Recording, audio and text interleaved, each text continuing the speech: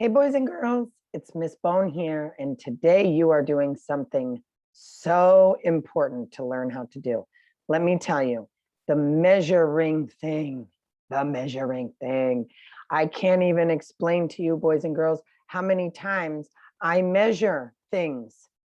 I mean, just the other day I was measuring the length of a wall because I bought this new table and I wanted to be able to fit it along a certain wall, or I was trying to figure out which wall it would go best on. I was measuring. You know what? The other day I was buying a picture to hang up on the wall. I had to measure it to make sure it would fit. Let me tell you, learning how to measure length is so very important. So I'm going to show you, as you label your ruler today, some really important things to remember. A ruler has benchmarks. Say benchmarks with me. Benchmarks. Yes, there are certain measurements that are on every single ruler, right? And I know the slide that you are going to see next is going to talk about the slide you saw before. Sorry, you guys did some noticings on what you were seeing on your ruler. And I know that many of you saw those fractions that we learned about, right? Half, a fourth, the whole numbers, 1, 2, 3, all that great stuff. So now you want to make sure that you can make a ruler too. Okay? So there's a couple things that sometimes we forget about, and then it can end up making us measure wrong. Like I said, remember when Miss Bone said that I was measuring the wall? So let me tell you something.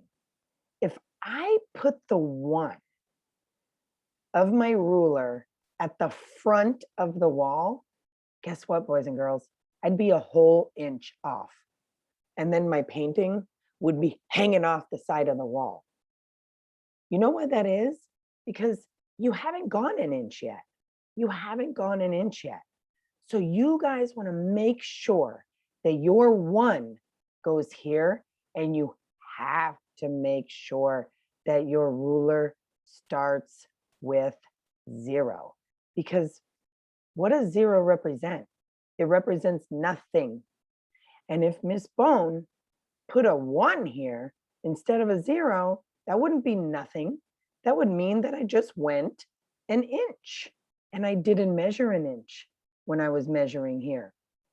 If I put an inch here, I didn't measure an inch yet, did I? At the very beginning, I didn't measure an inch yet.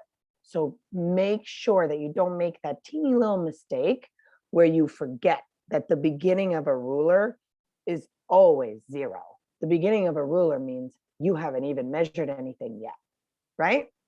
Second thing you want to really make sure of is that these halves, I know you guys have already learned about fractions, which is awesome.